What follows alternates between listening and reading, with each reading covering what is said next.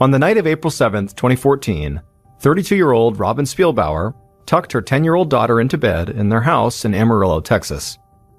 Robin told her daughter that she loved her, said goodnight, and then walked out of the room. Robin could hear the TV on in the front room of the house, and she began heading that way, but before she got there, she stopped to look in on her younger daughter.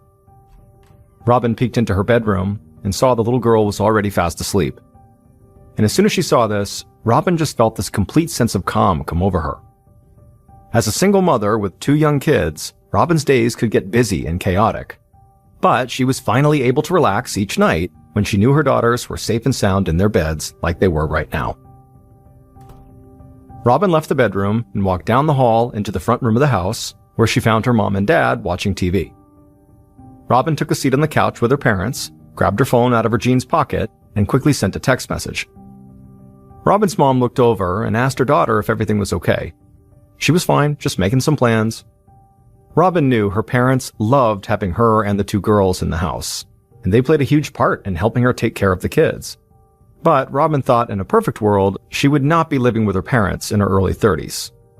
Because for many years before she wound up back at her parents' house, Robin had been living a life she loved on her own. When she was 22, she had fallen in love with a great guy named J.D. Spielbauer. J.D. was a former United States Marine and had served in Afghanistan and Iraq. Robin's father had been in the military most of his life, and so her parents had been really happy when Robin started dating a military veteran. Robin got pregnant just 2 months after they started dating, and so she and J.D. had their first daughter, then got married, and then they had their second daughter a few years later. And for Robin, ever since she was young, all she had wanted was to be a mom. And so she didn't really care that she and J.D. struggled with money sometimes, or that raising kids really wasn't always easy. She and her husband loved each other, and they had these 2 beautiful girls. That was more than enough to be grateful for. But in 2012, after she and J.D. had been together for almost 10 years, everything began to change. J.D. became distant, and he started spending a lot of time away from home. And not long after that, Robin had discovered that J.D. was cheating on her with a woman named Katie Phipps, who just happened to be one of Robin's friends from church. After Robin had learned that her husband and friend were having this affair, she divorced J.D., took the kids, and moved back in with her parents. And not long after that, J.D. had married Katie Phipps, which really only added to the tension. Back on the couch, Robin's phone buzzed in her hand. She glanced down at the text, smiled, and got up. She told her parents she would have to run out for a bit, and asked if they could watch the kids while she was gone. Her mom said of course, and then asked if Robin was going out to meet her new boyfriend. Robin blushed a little, but didn't respond. Then she just grabbed her purse, told her parents she wouldn't be gone too long, and walked out the front door.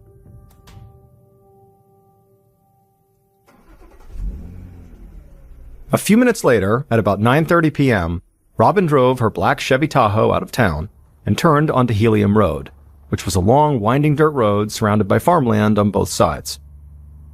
As she drove, Robin cranked up the country music on the radio and looked out at the huge Texas night sky. The only light on the road came from her headlights and the moon, and this made Robin feel like she was out in the middle of nowhere. But that was perfect as far as she was concerned. In fact, that's why she'd chosen Helium Road for this meeting in the first place. She didn't want anyone to see what she was about to do. Eventually, Robin pulled her SUV over to the side of the road, put it in park, and began to wait. And as she did, she listened to the radio and looked out the window. And then eventually, she saw headlights coming down the road behind her.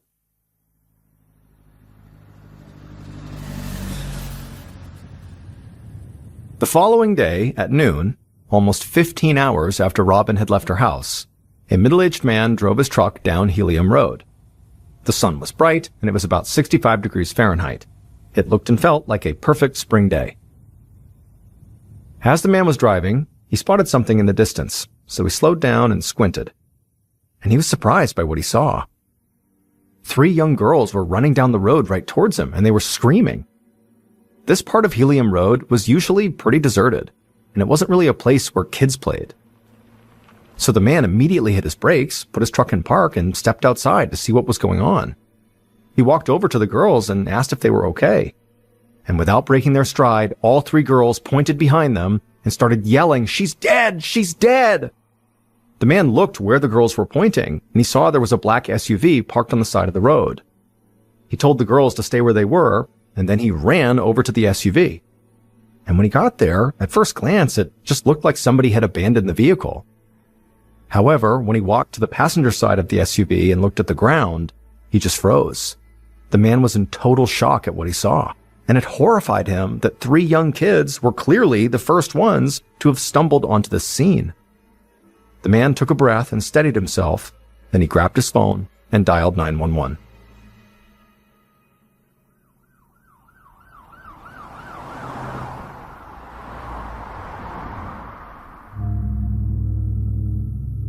A little later that afternoon, Sergeant Alan Mongold of the Randall County Sheriff's Department sped down Helium Road. Up ahead, he saw there was an ambulance, cop cars, and a fire truck, and then behind him, driving as well, were more police cars. Sergeant Mongold could not think of a time ever when this spot on Helium Road, basically in the middle of all this farmland, had been so crowded. He eventually pulled over and parked his car not far from a black SUV and got out. And immediately, an officer ran over to meet him and said he'd taken statements from the three young girls and the man who had been there when he arrived, but he'd arranged for the girls to be taken home and he'd sent that man on his way. Mongold said that was fine. He would follow up with them if he needed to. And then he and the other officer walked around to the passenger side of this black SUV, and they joined a group of paramedics who were already standing there. But as soon as Mongold looked at the ground just outside the car, it was clear the paramedics could not do anything. Because lying there on the ground was a woman's body. And based on all the bugs crawling on her, Mongold knew she must have been dead for at least several hours. Mongold put on his gloves and crouched down next to the body. The woman was on her back, and immediately Mongold saw a deep dark bruise on the left side of her head. And at first glance, this bruise did not appear to be something she got just from falling down or something. It looked like something had been smashed into the side of her head, like a heavy object. And so at this point, Mongold felt confident he was very likely dealing with a murder. He reached into the woman's pockets, but found they were empty. So he told one of the officers on hand to run the plates of the SUV. And then he and the others started to do a sweep of the area. Within minutes, Mongold saw the officer who had just run the plates waving him over. Mongold joined him, and the officer said that the SUV was registered to a woman whose name was Robin Spielbauer, and the image of Robin Spielbauer that popped up matched the victim. Pretty soon, members of the county's forensics team arrived, and Sergeant Mongold searched the area around Robin's body and her SUV again.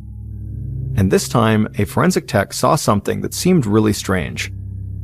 The back windshield of Robin's SUV had a small crack in it, and embedded in the crack were tiny pieces of hot pink plastic. Now, neither the forensics tech nor Sergeant Mongold had any idea what this pink plastic was from. But the tech said hopefully that would become clear after they ran some tests. The investigative team spent hours searching up and down Helium Road, hoping to find a potential murder weapon or maybe Robin's cell phone. But other than those pink plastic flecks on the SUV windshield, there really wasn't much to go on. Mongold considered the possibility that this could have been a robbery gone wrong, that someone had gotten Robin to stop her car, attacked her, and had stolen her purse and her phone. But the idea that a carjacker would choose this road to try to rob someone where there wasn't a whole lot of traffic just didn't make a lot of sense to him. And so Mongold couldn't help but think that maybe Robin's killer was someone she knew.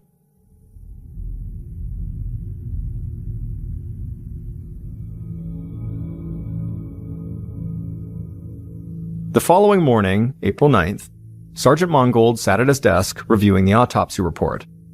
The report stated that Robin had most likely died the night before her body was found, and that her body had just laid outdoors on the side of the road overnight. And even more importantly, the autopsy report confirmed that Robin had been murdered. Because in addition to the blunt force trauma wound that Mongold had found on the side of her head, the medical examiner had also discovered a gunshot wound from a .22 caliber pistol in the back of Robin's head. So, that morning, Sergeant Mongold went to meet with Robin's friends and family to learn as much as he could about her. and also to see if anyone close to Robin owned a .22. Mangold had informed Robin's parents about the death of their daughter the previous night, and even without the results of the autopsy report, he had told them he believed there had been foul play. And so through their complete shock and grief, Robin's parents had given Mangold a list of the few people who had been closest to Robin. And now, Mangold decided to start with her new boyfriend, a bartender named Jared. But the conversation with Jared proved to be pretty uneventful. Jared said he'd been working at the bar the night that Robin had died. He said she hadn't called him or texted him or anything. And Mangold was able to quickly track down multiple people at the bar who corroborated Jared's alibi. Now, the detective had no intention of crossing Jared off his list this early on, but Jared did not jump out as an obvious suspect. And so Mangold figured if Robin's current boyfriend didn't look like a major suspect, well, the next logical step was to talk to her ex-husband, J.D. Spielbauer.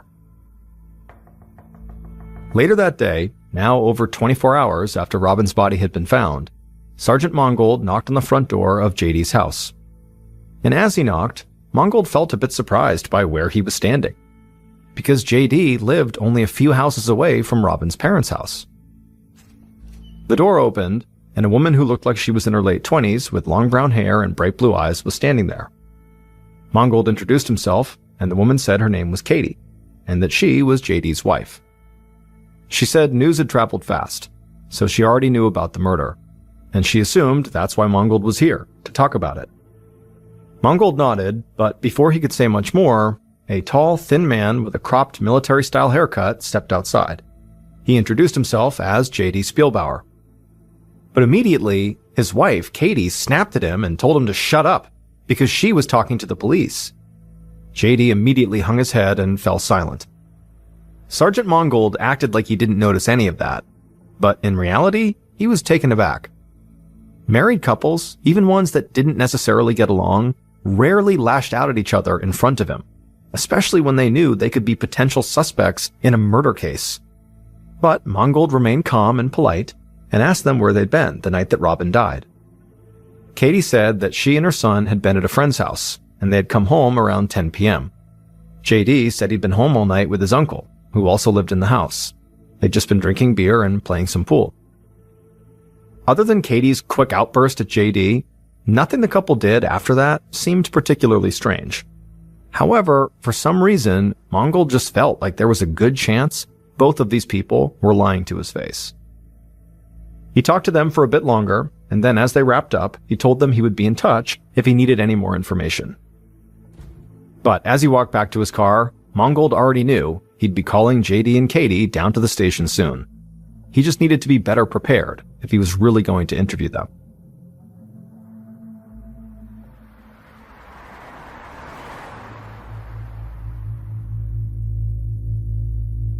After leaving J.D. and Katie's house, Mangold drove a few minutes across town to Robin's best friend Aaron's house. Robin's parents had told Mangold that Robin and Aaron were extremely close and shared basically everything with each other. So Mangold thought she'd be a great person to talk to learn more about Robin, but also he figured if anybody had inside information on Robin's ex-husband and his new wife, it might be Aaron. And as it would turn out, Aaron knew a whole lot about Robin's ex and his new wife. She told him that at one point she, Robin, J.D. and Katie had all been friends. But then J.D. and Katie had an affair and things got ugly. She said Robin constantly worried about the kids and wondered if she and J.D. should really be trying to co-parent them. Aaron also said that J.D. talked a lot about suffering from PTSD because of his time in combat as a Marine. Mangold took notes on everything Aaron was telling him. An affair, a divorce, and a potential custody battle could all be motives for murder.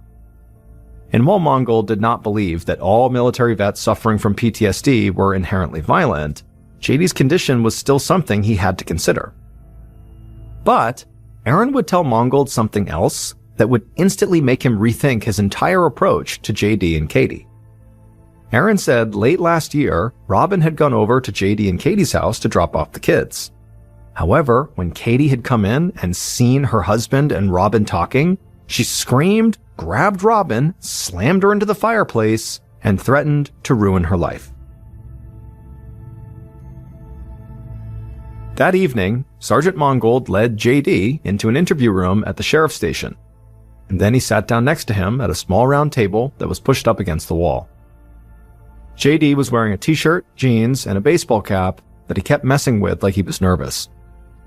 Mongold had spent most of the previous night trying to learn as much as possible about Robin, JD, and Katie's relationship, and he had worked with the phone company to secure a copy of text messages sent to and from Robin's cell phone. Mongold started the interview by asking JD to give him an overview of what he'd been doing on the night Robin died. JD spoke in a slow Texas drawl. He was polite and addressed Mongold as Sir, and he said basically the same thing he'd told Mongold when they met at the house. He'd been hanging out with his uncle at home, drinking and shooting pool. Mongold nodded and asked if he'd seen Robin at all on that day, but JD shook his head and said he had not seen or talked to her. Sergeant Mongold reached down and grabbed a file folder out of a briefcase. He opened the folder and pulled out a piece of paper. Then he turned to JD and said he wanted to help him because clearly JD was having trouble remembering things clearly. Mongold told JD that this piece of paper was a record of all the text messages Robin had sent and received on the night she died. And her final text exchange was with JD, just before 9:30 p.m. And it was clear from this text that the two of them had been planning to meet up that night. JD immediately took off his hat and ran his hand through his hair. He apologized for lying, and then as he tried to explain himself, he started to stammer. Finally, he got out that Robin was supposed to meet him that night at his house to talk about a standardized test their older daughter was supposed to take. However, JD said Robin never showed up. At this point, Mongold really began to press JD. He asked him if Robin had never showed up, why hadn't he reached out to her? And JD really struggled to come up with an answer. He remained polite and kept calling Mongold Sir, but as he was doing that, Mongold got the impression that this was not a man who planned things out, or who could easily organize his thoughts. And so eventually, Mongold told JD that he could assume only one of two things.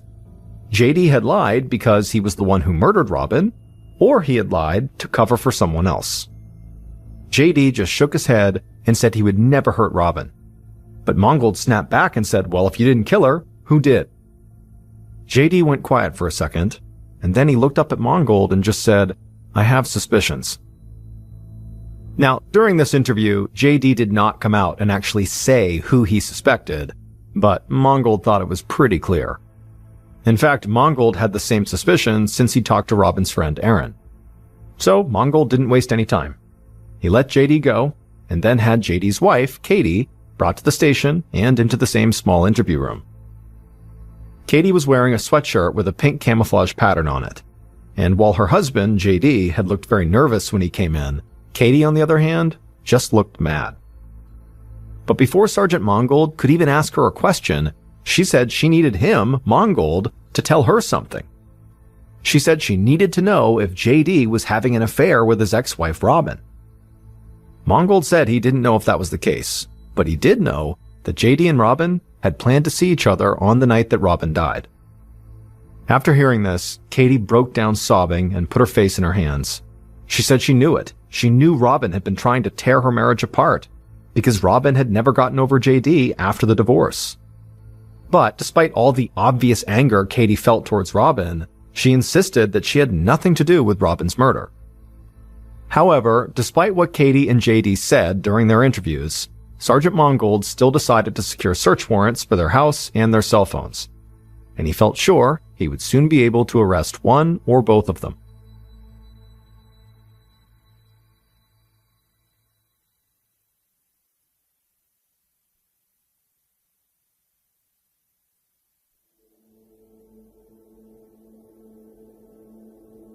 On April 10th, so just 3 days after Robin's murder, Sergeant Mongold and the investigative team searched JD and Katie's house, and they quickly found a room filled with guns. Mongold didn't think that was strange, though. Amarillo, Texas was home to a lot of avid hunters, and most of the weapons in this room were hunting rifles. But one gun immediately caught the detective's eye. Sitting in an open case was a Sig Sauer .22 caliber pistol. Now, Robin had been shot with a .22. But that was not actually the only thing that made this gun stand out. This gun had hot pink plastic accents on part of the grip and the barrel. And when Mongold leaned down to get a better look, he noticed that part of the pink plastic on the grip was cracked, and that small pieces of the plastic appeared to be missing. And so right away, Mongold assumed that those small pieces of pink plastic that were missing must have wound up embedded in the back windshield of Robin's SUV. Investigators quickly found out that the gun was registered to Katie, and they even found photos she had posted on social media of her holding that gun. And later that day, when police searched Katie's text messages, they found something just as damning.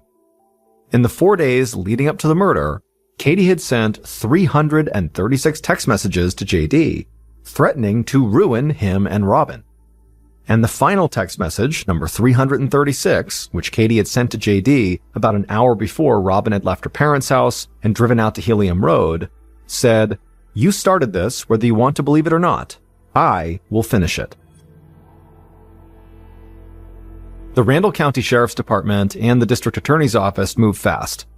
On April 11th, 4 days after Robin's murder, they arrested Katie. However, before the case could go to trial, the DA wanted either a confession or clear evidence that demonstrated Katie had been driving on Helium Road on the night of the murder. Katie refused to confess. She just repeated her story that she had been with her son at a friend's house and then gone home at around 10 p.m. that night. Now, Katie's cell phone had pinged off a tower near the murder site at the time Robin was most likely killed, but that tower also would have pinged if she was driving from her friend's house to her house, so it was not the definitive evidence the DA was looking for. The search for some elusive piece of evidence that would ensure a guilty verdict began to frustrate the police. After all, Sergeant Mongold and his team had Katie's gun and her threatening text messages to JD, and they knew Katie had once slammed Robin into a fireplace. But Mongold and his team's hands were tied, because the DA's office had taken over the investigation. The DA's office wound up re-interviewing people connected to the case and also scouring surveillance footage from locations just outside of town to see if they could spot Katie's car pulling onto Helium Road. But none of this led to anything new, and the investigation dragged on for months. And so the DA began to worry that he would never find this piece of evidence that would definitively win over a jury.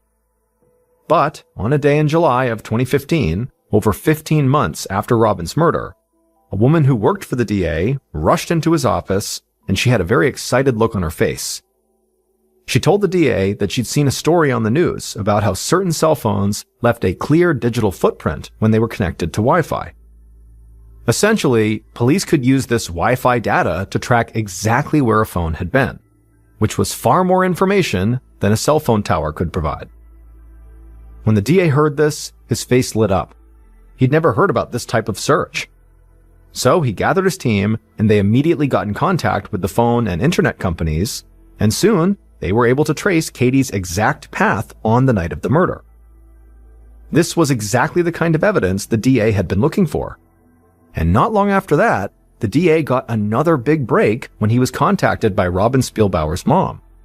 She told him that she had just gotten this very bizarre phone call that she knew would help his investigation. And the information Robin's mom provided, along with the newly collected Wi-Fi data, finally solidified the case.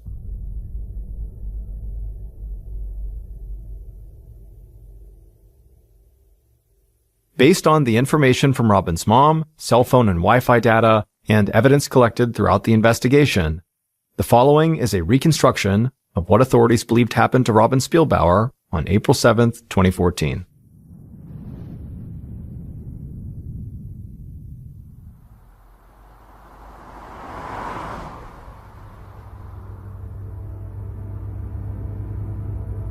That night, the killer drove their truck through town, trailing just far enough behind Robin so as not to be spotted. The city lights slowly disappeared behind them as the killer followed Robin out onto a dark dirt road. And after a few more minutes of driving, the killer saw Robin pull over and park. And so the killer slowed down as well and parked right behind her. Once they were stopped, the killer put on a pair of gloves, grabbed a gun from the passenger seat, and then stepped outside, leaving their headlights on. The killer calmly walked towards the SUV, raised their gun, and slammed it against Robin's back windshield. The windshield cracked, and the killer heard Robin begin to scream from inside the vehicle. The driver's side door of the SUV suddenly flew open, and Robin lunged out of the car and started screaming at the killer. But the killer just raised their gun. Robin saw the gun in the headlights from the truck, and she ran towards the farmland that surrounded the road, trying to get away, but the killer followed, and they aimed at Robin in the low light, and they fired. The bullet struck Robin in the back of the head. She stumbled, her body twisted, and she fell to the ground on her back. The killer approached and saw Robin was still breathing, so they aimed the gun at her forehead and pulled the trigger again. But the gun jammed. The killer panicked. They rushed back to their truck, glancing over their shoulder to make sure Robin was not getting up and running off. The killer found a tire iron from the truck bed, took it, and ran back to the side of the road where Robin was still laying on the ground. The killer held up the tire iron and swung it hard into the side of Robin's head. Blood spilled from Robin's temple out onto the ground. Now she stopped breathing, and she died right there on the side of the road. The killer leaned down and took Robin's cell phone out of her pocket. They searched her other pocket for personal items, but she didn't have anything else on her. So the killer walked over to her SUV, leaned inside through the open driver's side door, and grabbed Robin's purse. And then with that in hand, they shut the door behind them. The killer ran back to their truck, hopped in the driver's seat, and sped off down the dirt road back towards their house in town. Once back inside the safety of their home, the killer walked right into their gun room, and they would put the gun they had just used to shoot Robin, a Sig Sauer .22 caliber pistol with a pink plastic grip, into an open gun case. At this point, the killer took a deep breath and began to calm down. They were convinced the police would eventually find this pink gun. And when they did, they would believe Katie had murdered Robin.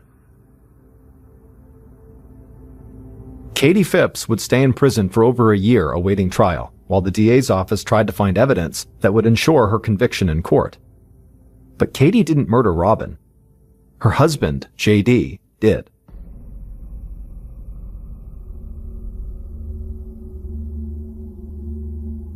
It would turn out that Katie's suspicions about JD and Robin had been correct. JD, who had cheated on Robin with Katie, had now begun cheating on Katie with Robin.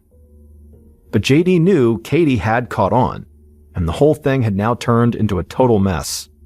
He wanted both women out of his life, so he murdered his ex-wife and framed his current wife for the crime. On the night of the murder, the way JD had lured Robin to Helium Road was he had been texting back and forth with her to set up a meeting on that secluded road. That way they could carry on their affair without being seen. Police had considered JD a suspect, but the bulk of the evidence they found seemed to point to his wife Katie. She had sent hundreds of threatening text messages, had physically assaulted Robin, and had claimed she was going to, quote, finish what JD had inadvertently started. And when tests were run on Katie's gun, the pink plastic from the weapon matched the pink plastic police had found embedded in Robin's back windshield. And so, after only a 4-day investigation, police had arrested and jailed Katie. But over a year later, as investigators and the DA tried to shore up their case before going to court, new evidence came to light. Katie's phone had not been connected to Wi-Fi on the night of her murder. However, her son's phone had. And so using the Wi-Fi data from her son's phone, in connection with cell phone tower from Katie's phone, police were able to see that on the night of the murder, Katie's route was directly from her friend's house back to her own house. At that point, they realized Katie had been telling the truth. She did not kill Robin. Also, investigators came to believe that many of Katie's threatening text messages to JD might have been about divorcing him and exposing his affair, not about harming Robin. So with this new evidence, police released Katie from jail, and the DA admitted he had rushed to judgment about her guilt. Once Katie was out, investigators quickly turned their attention to JD. And one of the first things they discovered was that JD's stories about suffering from PTSD were a complete lie, because JD had never served in the military. It was just something he lied about to impress women. And so the fact he had successfully carried out this lie for years and had even convinced police it was true, helped lead the investigators to believe that JD was much craftier than they had given him credit for. They came to assume that everything he'd told them during the investigation was potentially a lie, and that he had the personality and the mental capacity to frame someone else for murder. And then finally, when investigators really began to move in on JD, Robin's mom contacted the DA about this bizarre phone call she got. She said that JD had called her and asked her to lend him a significant amount of money so that he could take his daughters on a trip to New York ASAP. With everything else investigators had learned, they saw this as a huge red flag. They believed the reason JD was trying to go to New York was actually just to make a run for the Canadian border. So they arrested JD before he could leave town, and they charged him with the murder of his ex-wife Robin. JD was found guilty of murder and sentenced to life in prison. He'll have a chance for parole in 2046. Despite the conviction, some members of the sheriff's department continued to believe that Katie had played a role in this crime. But once she was released from jail, Katie was never arrested or charged again in connection with Robin's murder. On June 29, 2003, a 14-year-old boy named John and his best friend, a 16-year-old named Mark, were walking in this back alleyway behind a row of shops in Manchester, England. Mark had asked John to go back there, to which John was a little bit confused because it was just a dead end back there. But he went back there anyways because he figured, Mark must have a reason. And so they're walking along this alleyway when Mark suddenly comes to a stop. Then he turns to face John, and John's looking at him inquisitively, and Mark just reaches out and grabs him by the shoulder before pulling out a huge knife and drives it into his stomach and says, "I'm sorry, bro." Pulls it out again, drives it into his chest before releasing it and letting John fall to the ground. As soon as John hits the ground, he looks up at Mark and he says, "You're killing me." And Mark says, "I had to do it. If you knew all the details, you would understand." And so after only a couple of minutes, John goes quiet and he's laying still on the ground, and Mark would stand there just waiting for about 20 minutes to ensure that John really was dead before calling authorities and claiming some madman had snuck up behind them and attacked his best friend, and you gotta send an ambulance as fast as you can. When the ambulance arrived, to Mark's horror, they were able to keep John alive, and they were able to get him to a hospital where he nearly died twice on the operating table, but he ultimately would make a full recovery. And when John was well enough to speak, he would tell police that Mark is the guy who attacked him, but he had no idea why. When Mark was confronted with these allegations that he was the one who attacked John, he quickly confessed. And the police thought, this is a strange case, but pretty open and shut, and they arrested Mark for attempted murder. When investigators began digging into the motive behind this attack, they, along with Mark, were not prepared for the totally bizarre story that unraveled. The judge in this case would say well-schooled fiction writers could not come up with the plot of this real-life story. And so this crazy story starts 4 months before the stabbing in February of 2003. In February of 2003, Mark was a 16-year-old student who was also a part-time dishwasher at a restaurant near his home in Manchester, England. Mark had okay grades, but even by his own account, he was nowhere near an academic. In fact, he was quite dim-witted. He was very close with his family, who all lived in a very modest home in a very modest neighborhood. By all accounts, Mark was living a very ordinary life. That year, Mark discovered an online chat room for teens in Manchester, England, and it was designed to, make friends and talk about fashion and sports. And initially, when he logged into this chat room, he was just watching. He wasn't really participating. But over time, he became a very active user and in fact became totally obsessed with this chat room and basically put everything else in his life on the back burner to the point where his grades were tanking and he was staying up all night. This really took over his life. Also in February of 2013, John was a 14-year-old student who lived in Manchester, England, but not near Mark, and at this point he had not met Mark yet. He was incredibly intelligent and polite and charming, and he was an excellent student, and he went to a very, very prestigious school. But while John's academic life was going really well, his home life was kind of in shambles. His mother had a series of really crappy boyfriends that always left, and they always left her feeling very depressed. And it was just a very sad environment around his mother. And John, unfortunately, had grown up believing one of his mother's ex-boyfriends was his biological father. And even though this boyfriend had abandoned the family, John at least knew who his dad was. But it would turn out his biological father had actually abandoned him when he was a brand new baby, and he had no way of figuring out who his dad even was. John really wanted to escape his home life. He wanted to just live somewhere else, have an adventurous, happy life away from all the sadness and depression he was around all the time. And so it was in that frame of mind that he discovered this chat room, the same one that Mark had discovered. Although they don't know each other yet, they're both entering the same chat room. John's initial interest in this chat room was not nearly as high as Mark's was. Mark pretty much immediately became obsessed with being in this chat room. John was a little bit more reserved, but his mom purchased a laptop for him, which suddenly gave him 24/7 access to this chat room, and he found himself going on there all the time, to the point where he was staying up all night and even skipping meals just so he wouldn't have to leave his screen even for a few minutes. The main focus of this chat room was supposed to be sports and movies and entertainment, but the real reason teenagers were flocking into this particular chat room was to flirt with each other. And Mark and John were no different. They both really enjoyed, these flirtatious interactions they were having with different girls on this chat room. But John's interactions with the girls was very friendly and wasn't going to go anywhere. It was not really intended to. Whereas Mark fell head over heels in love with the girl he was flirting with, and her name was Rachel. Rachel was a 16-year-old living in Manchester, England, who worked at a gym. And when Mark saw her pictures, he was just totally smitten with her, and he sent her a direct message, not really expecting her to write back. But she did, and she seemed at least somewhat interested in him. And that night, they stayed up all night chatting with each other, and Mark is just over the moon. For the next couple of days, Mark and Rachel were talking nonstop on this chat room. And then at some point, Rachel says, "Hey, I really want to introduce you to this guy I met on this chat. He reminds me a lot of you. I think you guys would get along great. His name is John."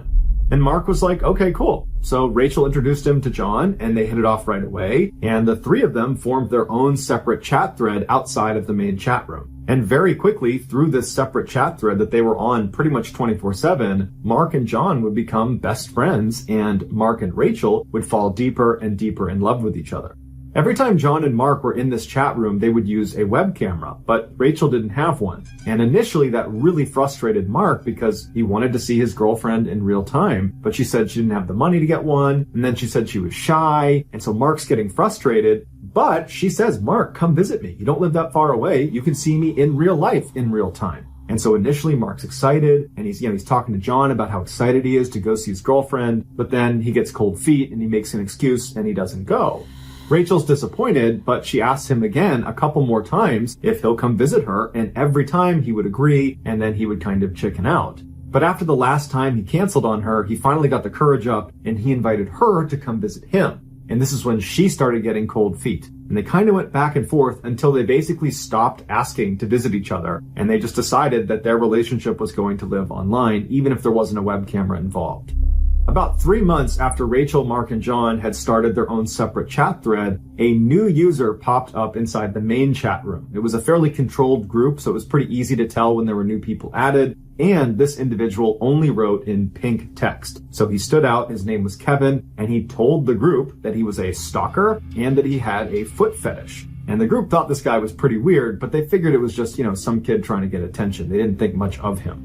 But shortly after Kevin's arrival, Mark would get a private message from Kevin that said, "I know you're Rachel's boyfriend and I'm her stalker and I'm going to hurt her." Mark didn't know what to do, so he just went to Rachel and he said, "Hey, I got this strange email from this guy named Kevin who says he's going to hurt you and he's your stalker." And Rachel kind of made light of it and said, "Oh, just ignore that guy. I don't know what that's about." And John didn't know what to make about it either, so Mark just kind of ignored it. And then the next day when Mark logged into the chat room, Rachel wasn't there. Now, Rachel always logged in at the same time that Mark did and that John did. It was very rare that she wouldn't be there. And so Mark asked John, have you talked to Rachel today? And John said no. And then Mark went into the main chat room and he asked some people in there if they had seen Rachel or talked to her, and they said no. And that's when Mark went into his email and he had another message from Kevin. This message, again, was about Rachel, but this time Kevin is saying he actually has Rachel hostage. And the only way he's going to release her is if Mark lets Kevin look at his feet, because again, he has that foot fetish. And so Mark, interestingly, does not go to the police. He doesn't tell anyone about this. He just says, "Okay, I'll do that." And so he lets him see his feet, and then Kevin writes back saying, "Okay, I've released Rachel." Later that day, Rachel came back online and she thanked Mark for what he did, but she felt really bad that he had to be kind of humiliated in that way. And she said, "You know what? We really need to meet up. We need to see each other face to face. I want to apologize to you and give you a hug." And so they decide the next day they're going to meet up finally in town together. But the next day, when Mark went to the rendezvous point, Rachel didn't show. In fact, after this missed meeting, Rachel never contacted Mark again. She just vanished. When Mark got back to his computer, he asked John, have you talked to Rachel? And he said no. And again, he went into the main chat room and he asked around and no one had heard from Rachel. And then a couple of days later, after just continued silence from Rachel, and Mark's really upset about this, he notices a rumor being passed around in the main chat room about how apparently one of the members of this chat room abducted and killed another member of the chat room. And Mark's thinking to himself, no way, that can't be about Rachel. But almost immediately after this rumor was kind of announced on the main chat, people started chiming in that they think it could be Kevin, the guy who writes in all pink, the guy who claims he's a stalker, and this girl Rachel, because they had both logged out around the same time and had not logged back in again. They were the only ones in this chat room that were that inactive. And then after that, dozens more users were commenting that this was actually true, that Kevin had indeed abducted Rachel and killed her. They'd heard about it in other chat rooms and at school, and all of a sudden, Mark's reality is just coming crashing down. And he feels so guilty that he probably could have done something to stop this, and he didn't.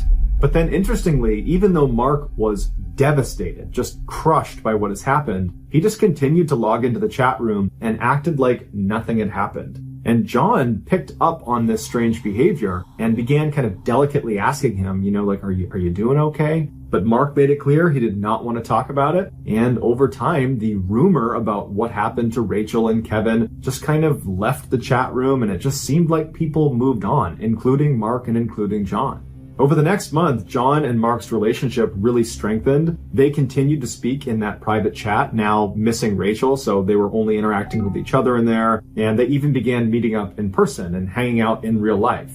About a month after Rachel's disappearance, a new person popped up in the main chat. It was a woman. Her name was Janet, and she wrote in all capitals, and she reached out to Mark. And she said to Mark that she was a mother of two, she was married, she was 44 years old, she was a real estate agent, but secretly, she was a spy for the British Secret Service. And in fact, she was the third most powerful person in all of Britain, and she was contacting Mark because she was sent to recruit him. She told Mark if he agreed to work with her, not only would he become an agent like her, he would become fabulously wealthy, and he could be her boyfriend. Now, of course, to an adult, this sounds preposterous and sounds like an obvious scam. But you gotta remember, Mark at this time was extremely vulnerable. He's just lost his girlfriend under very suspicious circumstances, but no matter how it happened, she's gone and he's still grieving her loss privately. And he's just not a very bright person, so he's kind of primed to be taken advantage of. And she was promising him all the things he wanted in life: status, money, romance. And so even though he didn't necessarily believe everything Janet was saying, he wanted to believe her, and so he went along with it. He did not tell John about his interactions with Janet, perhaps signaling that he didn't fully believe it and was maybe embarrassed to give away details, but we don't know.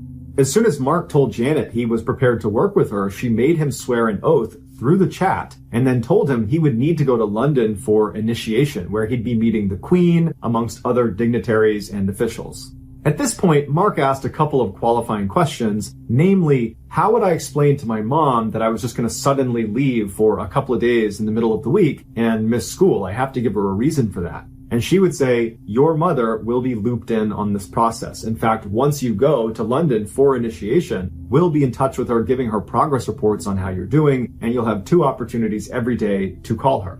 Feeling satisfied that this was in fact legitimate, he told Janet, okay, when do you want me to go? And she said, well, there's a caveat. You have to pass a series of tests before you're going to be allowed to go to initiation. This is where Janet explained to Mark why he specifically was being recruited. She said his friend, John, was actually not named John. His real name was James Bell, and he was a very, very important person. But she couldn't say why until he passed his first test. And so Mark's very confused by this, and he says, okay, well, what's the first test? And she says, well, you need to demonstrate you can protect your friend, James Bell. And so I want you to escort him from his school to his dentist appointment tomorrow. You're going to be his bodyguard for 1 day, but you can't let him know you're his bodyguard. He can't know that you know his real identity. So if you can do that successfully, when you get back, I will explain to you why he is so important.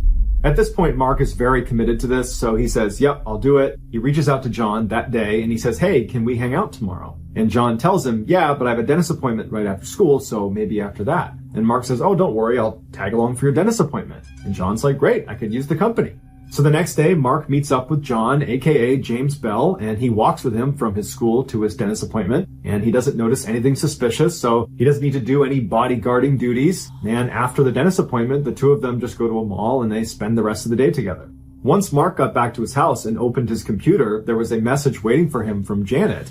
And the message said, we had agents following you and you did a great job. You passed your first test. Now I can tell you why James Bell, your friend John, is so very important.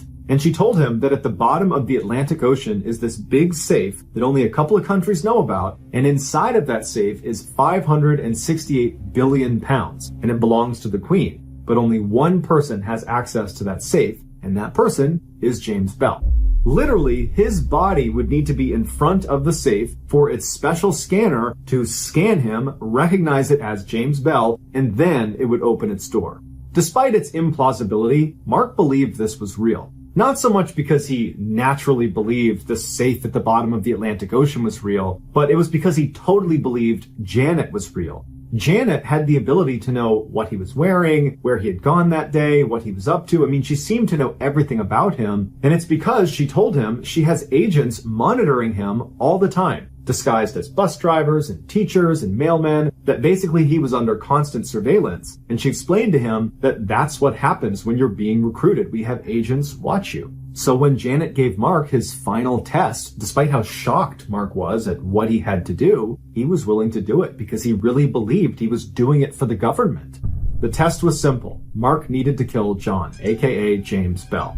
And she explained to him that James Bell actually had an inoperable brain tumor and he was going to die any day. And if the wrong country found out about this, they could steal his body after he died and they could use his body to gain access to this safe. And so we need to preemptively end his life, take control of his body, and get that safe open. She told Mark if he completed this test, he would move on to the initiation phase in London where he would meet the Queen and he would get his first paycheck of 80 million pounds and he would officially become Janet's boyfriend. Mark is in so deep at this point, he is fully committed and he says, yes, I'm prepared to do this. And she says, okay, your new name is Agent 47695 and you need to go buy a large knife. She said there was going to be an abort code for this test, which was going to be 6969. And if at any point he hears anybody say that to him on the day he's supposed to carry out this attack, that means it's off and do not do it. So on June 29, 2003, around 11 a.m., Mark and John, aka Agent 47695 and James Bell, met at a bus station in Manchester. Mark took John down the alleyway that Janet had instructed him to go down to commit the stabbing, and she had assured him she would be one of the first people to arrive on scene. She would be dressed as a detective, and she would ensure he did not get arrested. And so once he was in position, Mark turned around, grabbed John by the shoulder, pulled out his knife, said he loved him, and then began stabbing him. When the police arrived, Janet was not there, and Mark, after giving his statement about what happened, was asking the police officers, when's Janet gonna be here? And no one knew what he was talking about. After John survived the attack and said Mark was the one who attacked him, Mark would tell police, you gotta find Janet. She's the one who can explain what's going on here. But Janet never arrived because Janet didn't exist. Neither did Rachel. Neither did Kevin. Neither did James Bell. Neither did 189 other accounts that Mark interacted with on a daily basis inside of that chat room. And all of those fake accounts were determined to be controlled by one person, and that one person was John. When John was confronted with all these confiscated chat logs that clearly showed he was behind all of these accounts, he confessed. John said he never entered this chat room in order to do any of the things he did or, to manipulate Mark. He said when he joined, he just saw a picture of Mark and was kind of in love with him and wanted to get closer to him but didn't know how. So he created Rachel in order to get closer to Mark, but then became jealous of Mark's love of Rachel. So he killed off Rachel using Kevin, and he didn't expect Mark to believe it. He thought he would pick up that this is all made up when he's involving this stalker that's abducting and killing Rachel. But when he saw Mark totally believed it, John realized, wow, Mark's pretty gullible. I wonder what else I can get him to believe. And before long, he created Janet, who had complete control over Mark. And originally, John was using Janet to make Mark spend more time with John. He was going to be the bodyguard of James Bell, which was really John. When John started to feel guilty about what he was doing to Mark, he realized there was no good way out of this without kind of exposing himself and definitely losing his friendship to Mark, something that in a weird way he really, really cherished. And so he decided that the only way to end this was for him to die. And that's when he had Janet flip the script from protect James Bell to kill James Bell. And even on the day where he was going to get attacked, he had given that abort code. So maybe some part of him thought, I don't necessarily want to go through with this. But he never used the abort code. He was literally prepared to die to protect that relationship with Mark. Mark might have had suspicions that something was up with Janet or even Kevin or Rachel, but he never suspected John was behind any of these accounts. He learned about this betrayal when they were in court, and John is confessing once again to being behind all of these people that Mark had been interacting with. Apparently in court, when Mark is hearing this for the first time, he was just standing there, mouth open, just completely dumbfounded that he's hearing this. And then he would say afterwards, I've been such a fool. Mark was convicted of attempted murder, but he only spent 8 months in jail, and then he was given a 2-month probationary period where during that time, he could only go on the internet with supervision, and he wasn't allowed to enter into any chat rooms. John was convicted of inciting his own murder, which no one else has ever been charged with, so this is a first. And he was not given any jail time, but he was given 3 years of probation, where in that time, he was not allowed to use the internet without supervision, and he also was not allowed to enter into any chat rooms. And both boys were told they had a permanent restraining order on the other. So for the rest of their lives, they will never interact.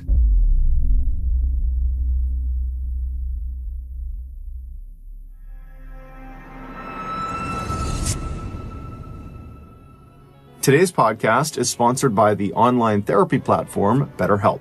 Stress can rear its ugly head in all types of ways. Maybe work has you anxious about deadlines, or maybe you're worried that the college fund you've been investing in for years is actually not going to be enough for your kids. And maybe you don't even know you're stressed. In fact, many people don't always recognize the physical symptoms of stress, things like headaches, teeth grinding, and even digestive problems. But nowadays, no one has the time to go to the doctor's office and fill out all that paperwork and then wait around for the doctor to finally come out to help you deal with your stress. But that doesn't mean you need to let your mental health suffer.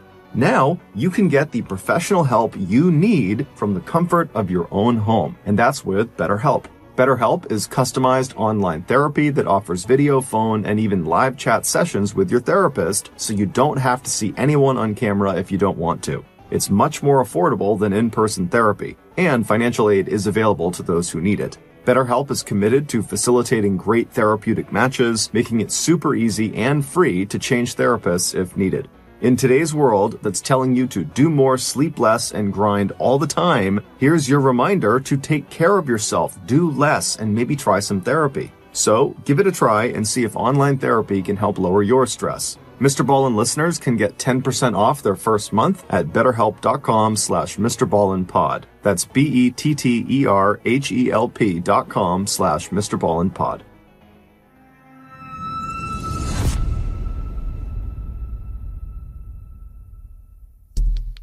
The next and final story of today's episode is called The Old Man's Secret.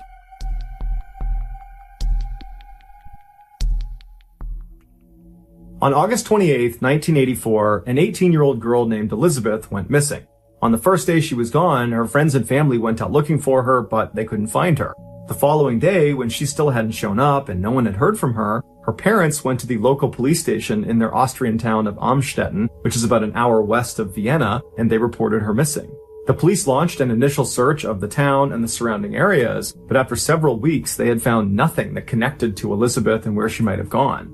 A month after she had been reported missing, her parents came back to the police station, except this time they were carrying a note they say they received in the mail from their missing daughter. It was postmarked from a town that was about 2 hours west of Amstetten, and in this note, Elizabeth writes directly to her parents, and she tells them that she had grown tired of living with them, and she did not want them to come looking for her, and if she discovered they were looking for her, she would just flee the country. After the police read the note, they asked the parents if they thought it was real, if this was a legitimate letter from their daughter, and they said, yeah, they think it is. And then after that, her father, Joseph, suggested that maybe his daughter had run off to join a cult. That was something he thought she was getting into before her disappearance. After the parents left the police station, the police began conducting interviews with other family members and friends of Elizabeth to see if it was possible that she might have run off to join a cult. And virtually everyone they spoke to said absolutely not. There is no way she ran off to join a cult. That just wasn't her. She was a quiet, reserved person, and they had never heard her talking about a cult or anything that even resembled a cult.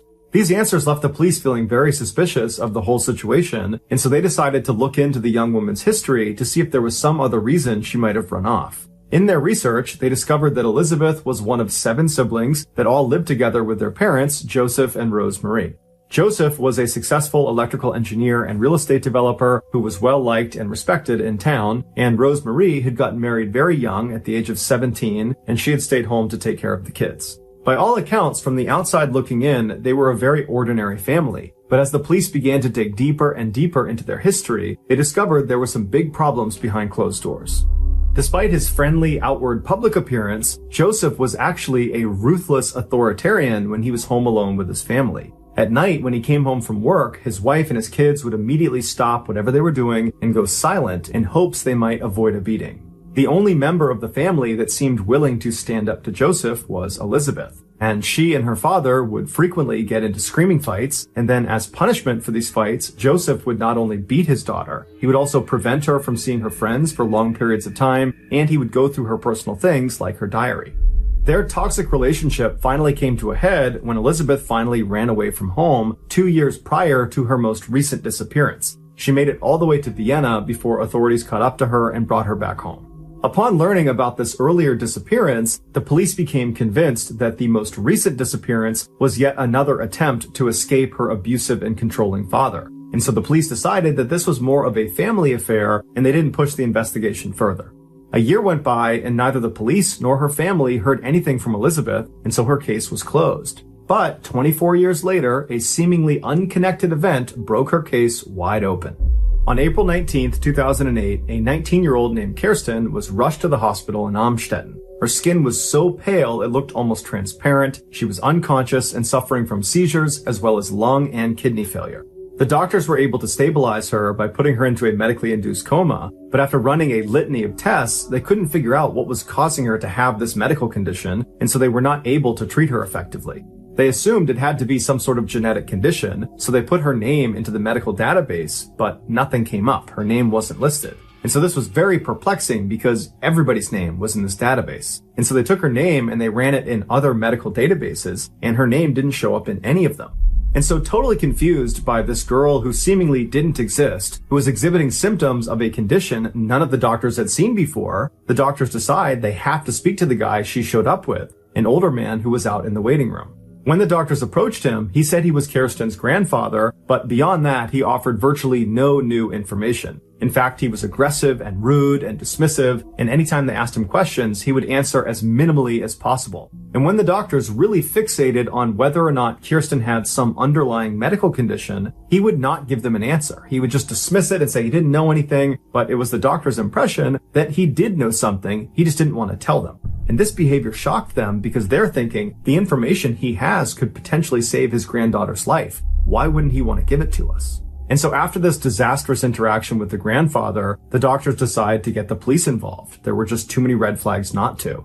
When the police arrived, they were surprised to find out that this older man in the waiting room was none other than Joseph, the father of the still missing girl, Elizabeth.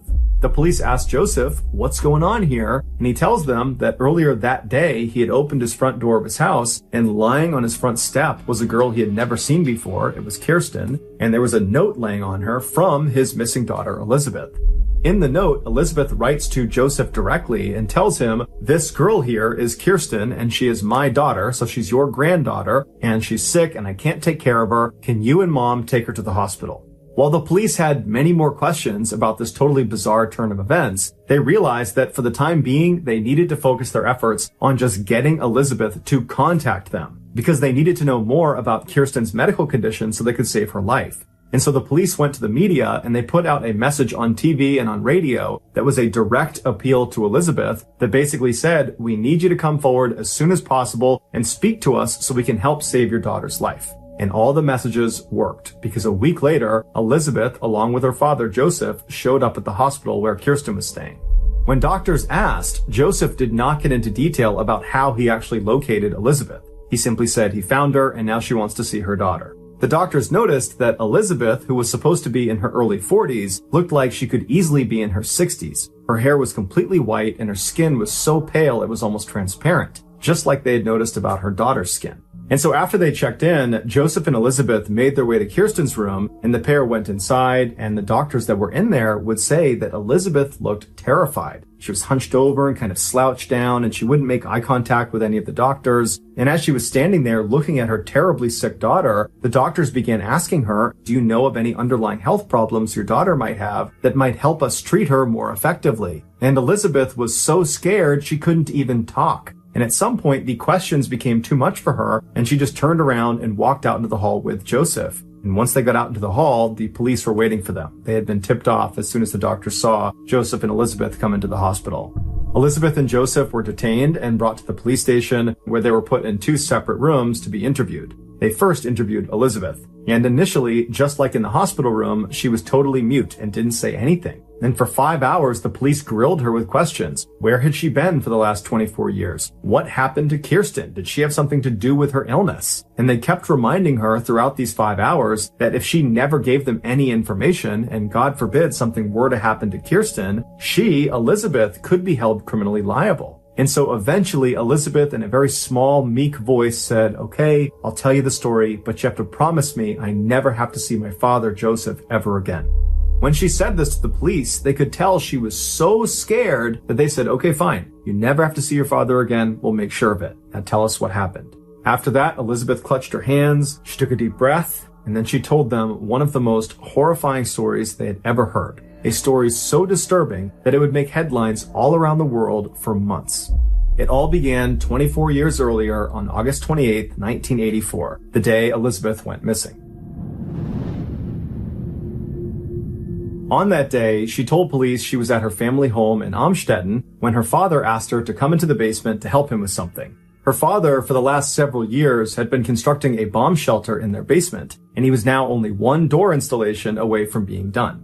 At the time, in the early 1980s, the Cold War was still very much on, and so building bomb shelters inside of your home was a relatively common thing.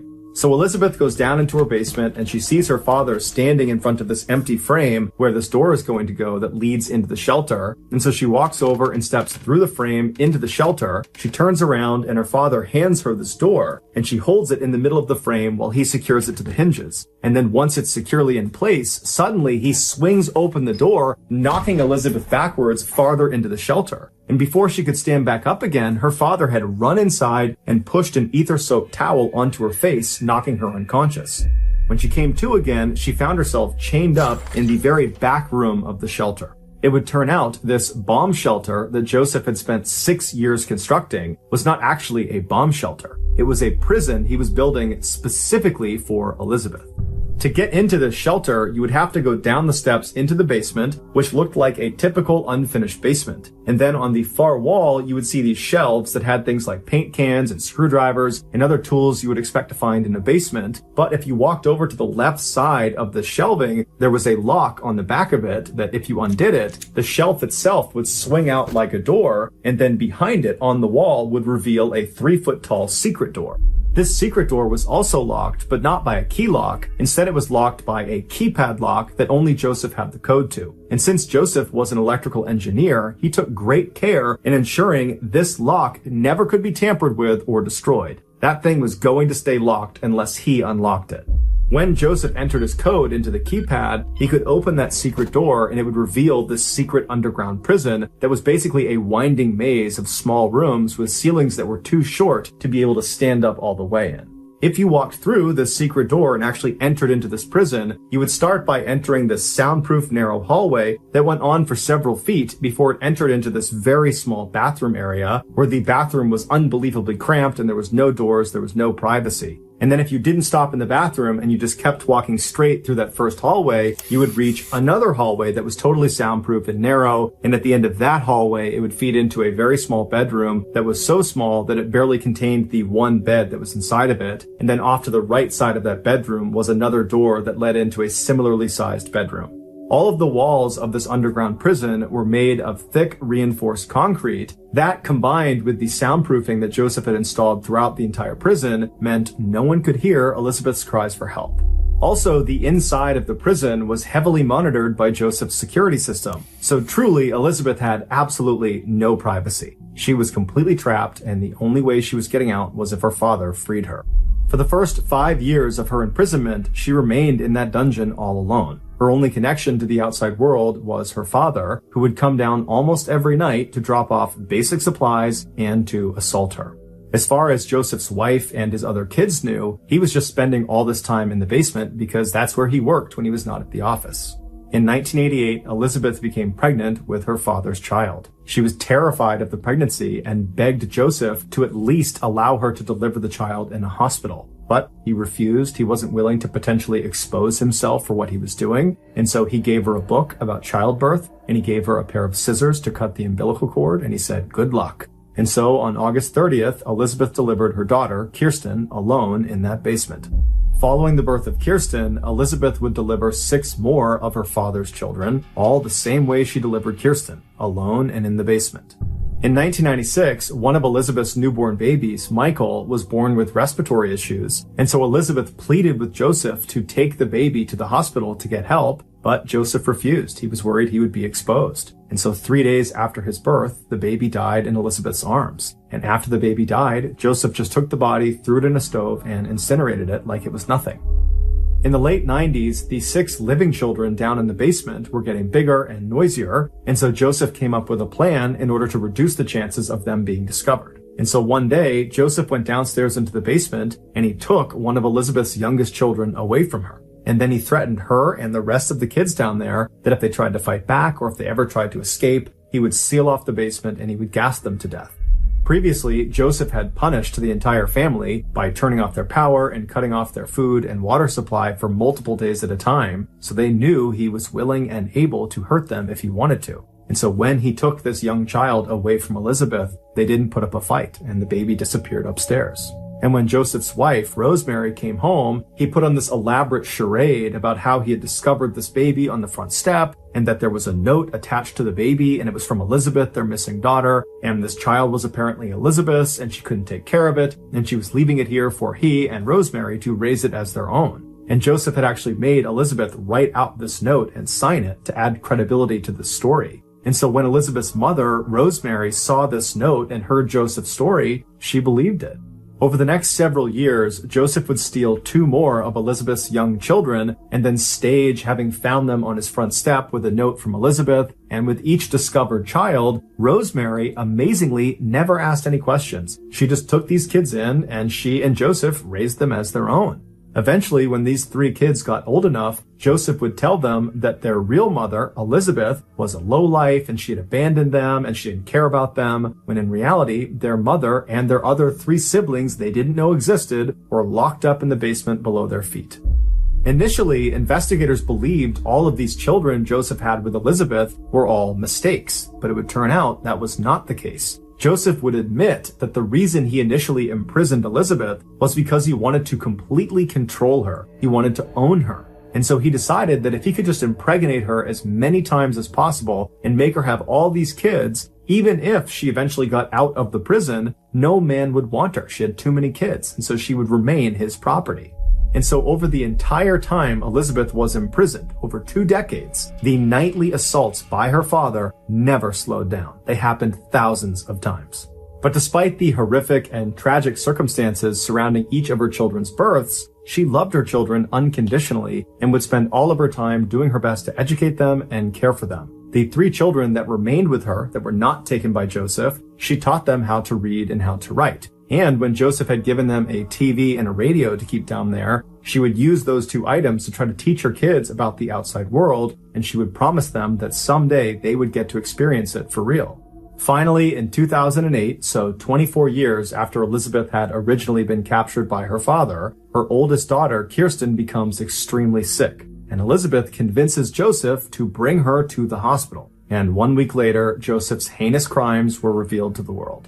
Once police found out about this secret prison, they rushed to the house and they went downstairs and they used the codes and instructions that Joseph had given them, and they went inside and they freed the last 2 remaining children that were still there. When they brought them to the hospital, the youngest of these 2 kids, who was 5 years old, he didn't speak the entire time. He just pressed his face up against the glass of the car window and he stared out in utter amazement because to that point in his life, he had never actually seen the world. After those 2 kids were brought to the hospital, they were reunited with the other 3 siblings that had been taken away from them years ago to live upstairs with Joseph and Rosemary. And apparently the reunion was very emotional and the kids were extremely happy to see each other. And then a couple days later, Kirsten would come out of her coma and she too would have a chance to be reunited with all of her siblings. Kirsten would ultimately make a full recovery. It would turn out she was suffering from a severe vitamin D deficiency. And vitamin D you primarily get from the sun, and in her 19 years of life, she had never been in the sun. As soon as the story broke about this family being trapped inside of this basement, everybody had the same question. How could Elizabeth's mother, Rosemary, not know what was going on in her basement? But the police had the same suspicions about Rosemary, and they investigated her, and they ruled her out. And they said she's not at fault here, she's a victim too. She had been so badly abused by Joseph that she lived in fear of him. And so when he forbade her from ever going anywhere near the basement, she listened. And if she ever heard any strange sounds coming out of the basement, or if she ever suspected any strange behavior by Joseph, she kept those thoughts to herself because she was scared. It's also worth noting that in those 24 years that Elizabeth and her kids were trapped in the basement, Joseph had over 100 people rent out a room inside of his house that was right over the basement. And in those 24 years, not one of those tenants ever said Joseph was acting strangely or complained about strange noises coming from the basement. However, one tenant who was there for a 4-year stretch had a dog with him the whole time, and every night the dog at some point would suddenly stand up, its ears would prick up, and it would start growling like it heard or it saw something. And at first, this tenant would try to see what the dog had seen or heard, but after never seeing anything, he would always just dismiss the dog when it did this at night. Later on, when that tenant figured out what was actually happening inside the house while he was there, he realized his dog was most likely hearing the faint sounds of the family that was imprisoned right below him. After a year of therapy and rehabilitation, Elizabeth and her 6 kids were given new identities by the Austrian government, and they were sent off to a secret location to start their lives over.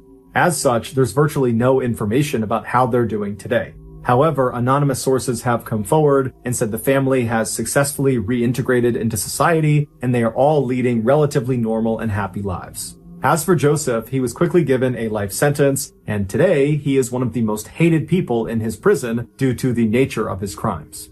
He is so hated that in 2016, when he was out in general population, he was attacked by other inmates and had several of his teeth knocked out. And so now prison officials are worried if they leave him in general population, he'll be killed. And so he spends virtually all of his time in solitary confinement. He will be eligible for parole in 2024 when he is 89 years old.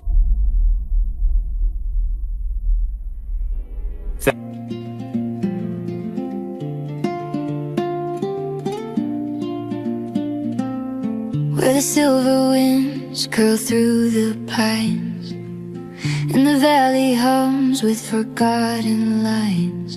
You walk with a lantern shaped by storms, a quiet flame in the dusk that warms.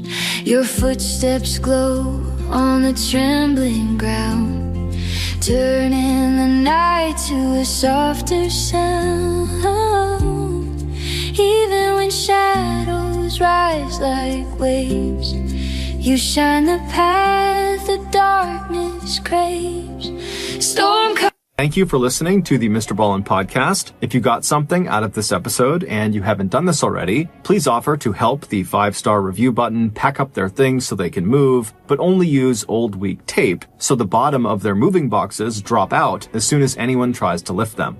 Also, please subscribe to the Mr. Ballen podcast on Spotify, Apple Podcasts, Amazon, Google, and anywhere else you get your podcasts. This podcast airs every Monday and Thursday morning, but in the meantime, you can always watch one of the hundreds of stories I have posted on my YouTube channel, which is just called Mr. Ballen. If you want to get in touch with me, please follow me on any major social media platform and then send